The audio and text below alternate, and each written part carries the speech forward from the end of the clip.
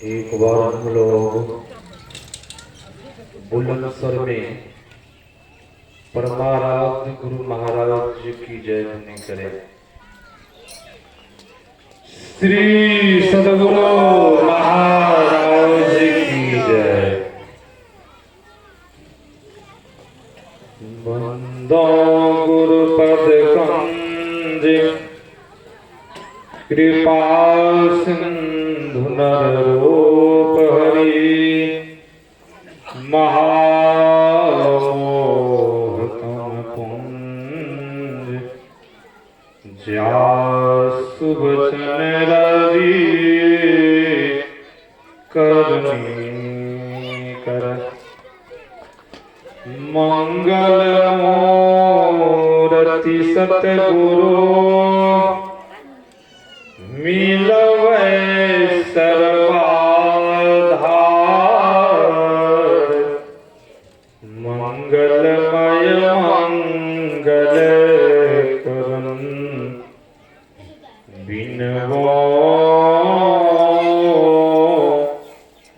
बारंबार।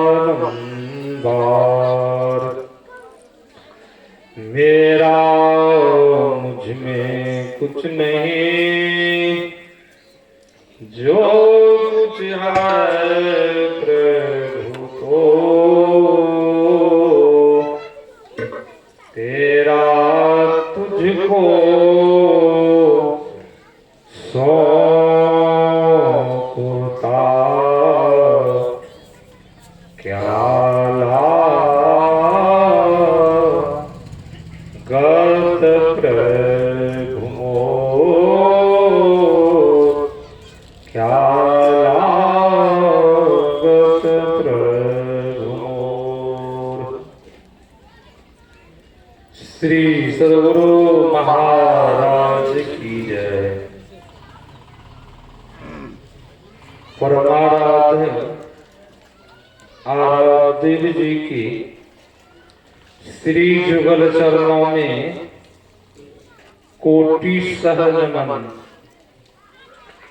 मंचासन पूज्यपाद्याचार्य स्वामी श्री पूर्ण चेतन जी महाराज की श्री जुगल चरणों में कोटि सहज नमन। स्वामी विनय सागर जी महाराज, सत्संग उपस्थित धर्म प्रेमी माताओं एवं बहनों, यूट्यूब चैनल के धर्म पिपासु सबों को मेरा हार्दिक नमन है। अभी हम लोग श्री रामचरितमानस से पाठ श्रवण कर रहे थे। आज का प्रतिपाद विषय है नाम की महिमा, नाम की विशेषता क्या है। हम आप नाम के विशेषता के संबंध में हम आप जानते हैं, नाम को जप करके वाल्मीकि जी महाराज भगवान की उपाधि को पाए। उल्टा नाम जपत जग जाना, वाल्मीकि हुए ब्रह्म समाना। दुखी से दुखी लोग नाम को जप करके सुखी हो जाते हैं।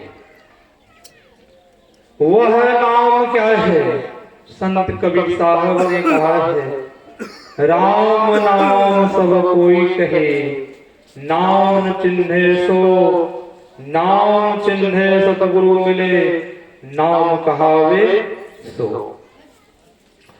जो उस राम के नाम सब लेते हैं, चोर भी चोरी करने के लिए जाते हैं तो भी भगवान के नाम लेते हैं। बेईमान शैतान है, डाकू है, हत्यारे हैं, वो भी भगवान के नाम दिन में 5 बार नहीं लेते, कम से कम 2 बार 3 बार तो ले ही लेते हैं। जो आस्तिक है वो भी ईश्वर के नाम लेते हैं। जो नास्तिक है वो भी ईश्वर के नाम लेते हैं। यही है, आस्तिक ज्यादा नाम लेते हैं, नास्तिक थोड़ा कम लेते हैं। कहेंगे महाराज नास्तिक कैसे नाम लेते हैं? संत महापुरुष ने कहा है नास्तिक को भी गुरु है, आस्तिक को भी गुरु है। तो वो गुरु बनाते हैं कि राक्षस भी गुरु बनाए थे। उनका गुरु शुक्राचार्य, देवताओं गुरु गुरु बृहस्पति जी महाराज। सब नाम तो नास्तिक है, नाम वो भी लेते हैं, किन्हीं न किन्हीं को मानते हैं।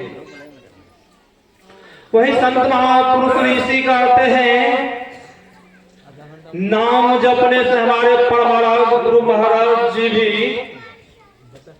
सब संगतों को, भक्तों को नाम जपवाते थे सत्संग हॉल में। कौन सा नाम जपवाते थे? जो मंत्र हम लोगों को नाम मिला है जपने के लिए, कि जो मंत्र मिला है, जो नाम मिला है जपने के लिए, यही मंत्र जपवाते थे।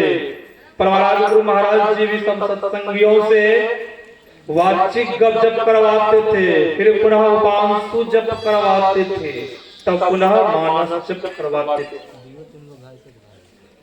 संत महापुरुष ऋषि कहते हैं नाम जपने से बहुत लाभ होता है।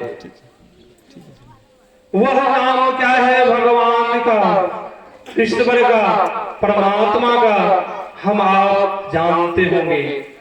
जब सीता जी की चोरी हो गई थी, भगवान राम सीता को खोजते खोजते जब समुद्र के किनारे पहुंचते हैं और अब भगवान श्री राम सोचते हैं आप समुद्र को किस तरह पार करेंगे। इस समुद्र को पार करने के लिए नाव से तो नहीं कर पाएंगे, इस समुद्र में पुल चाहिए। और विभीषणों ने कहा, भगवान श्री राम ने भगवान शिव के पूजा किए और समुद्र को प्रसन्न करके समुद्र प्रसन्न नहीं हो रहा था। और भगवान श्री राम जब क्रोध में आकर के जब बाण उठाए तो डर के मारे समुद्र आए और समुद्र ने कहा आपके साथ में नल और नील है, उनके द्वारा आप पुल को बंधवाइए। और जब पुल बंधवाना काम शुरू हुआ, नल नील हनुमंत पत्थर लाते हैं, उस पत्थर पर भगवान के नाम लिख करके उस पत्थर को समुद्र में गिराते हैं। वह पत्थर ऊपर में करता है, रुक जाता है, धीरे धीरे रुकते जाता है और पुल बनाता जा रहा है। एक रोज हनुमंत भगवान श्री राम से कहते हैं प्रभु एक बार चल करके पुल देखा जाए, समुद्र में तो पुल बंधवा रहा हूं, एक बार आप भी चलिए। आपके नाम के प्रभाव से ये पुल बंधा है प्रभु, आप ही कृपा से पुल बंधा है, हम लोगों की कोई कृपा नहीं। हम लोग तो आपके नाम को लिख करके इस समुद्र में डालते हैं और पत्थर टिक जाता है, ये पुल बंधा है, पानी में डूबता नहीं है। भगवान श्री राम देखते हैं कि प्रभु आपकी सब कृपा है, आपकी सब महिमा है। भगवान श्री राम के जब प्रशंसा करते हैं, अभी भी आप लोगों ने सुना मेरे बारे में प्रशंसा, जो प्रशंसा आपने सुना उतना हम में नहीं है। प्रशंसा सुनने के लिए आप लोग सुन लिए, उसी तरह वहां भगवान श्री राम के प्रशंसा कर रहे हैं। भगवान श्री राम कहते हैं हनुमान मुझे भी एक पत्थर दो। भगवान श्री राम को एक पत्थर देते हैं। भगवान श्री राम उस पत्थर को धीरे धीरे पानी में गिराते हैं। जो ही वह पत्थर पानी में गिरा, वह पत्थर सीधा अंदर चला गया। भगवान श्री राम कहते हैं आप लोगों ने प्रशंसा किया, मैंने पत्थर गिराया तो पत्थर कहाँ टिका? जब मेरे कृपा से जब बांध पुल बनता तो पत्थर तो टिकता, पत्थर तो नहीं टिका, पत्थर अंदर ही चला गया। झट से हनुमंत कहते हैं प्रभु जो जीव आपके हाथ से गिर जाए वह जीव तो रसातल में चला जाएगा। सज्जनों, जो परमात्मा के हाथ से, परमात्मा के दृष्टि में जो जीव नीच हो जाए, उनके दृष्टि में नहीं रहे, उस जीव की क्या सतगति होगी, उस जीव की अधोगति हो जाएगी। जिसके ऊपर इसीलिए कहा है, जाकी कृपा राम के होई, तापर कृपा करे ही सब कोई। जिनके ऊपर प्रभु की कृपा नहीं है तो वह मानव, वह जीव कहाँ जाएंगे, रसातल में पहुंच जाएंगे, उसकी अधोगति हो जाएगी। जिनके ऊपर राम कृपा है, राम के हाथ से जो जीव गिर जाए तो उसकी क्या गति होगी। इसीलिए संतों ने कहा है कि राम के हाथ वो पकड़ लीजिए। वह राम के हाथ क्या है? तो संत महापुरुष ऋषि ने कहा है, वह राम का हाथ है, जो बिंदु है वह बायां हाथ है राम का। क्या है? बायां हाथ है। और जो नाद है वह राम का दायां हाथ है। और उपनिषद ग्रंथ में कहा है, वह बिंदु जो है वह शक्ति है, वह नाद जो है वह भगवान शिव के चिन्ह है। बिंदु लक्ष्मी है और नाद भगवान विष्णु है।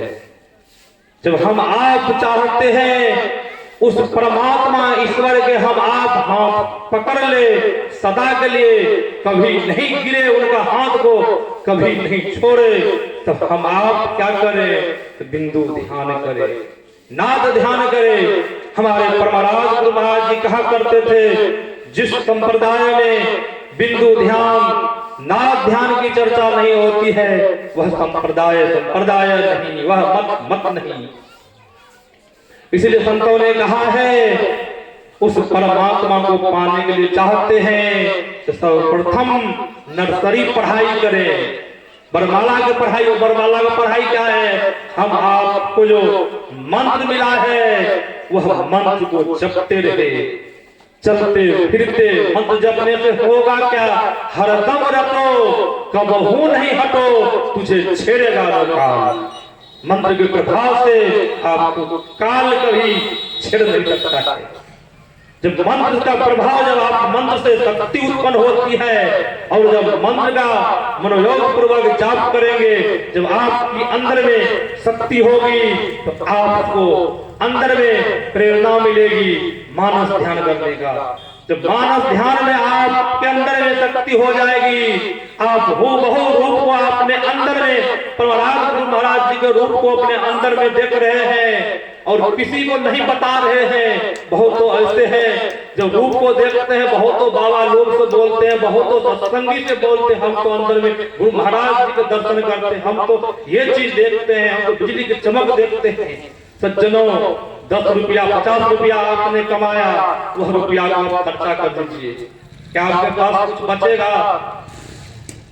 दीक्षा के समय में आचार्य जो दीक्षा दिए होंगे, आपको ये नहीं कहा होगा कि आप किसी को आशीर्वाद दीजिएगा, किसी को शराब दीजिएगा। कहा है किसी को नहीं कहा है। किसी को जो भी कुछ देखेंगे किसी को नहीं बताइएगा, कि बताने के लिए कहा, बताने के लिए नहीं कहा होगा।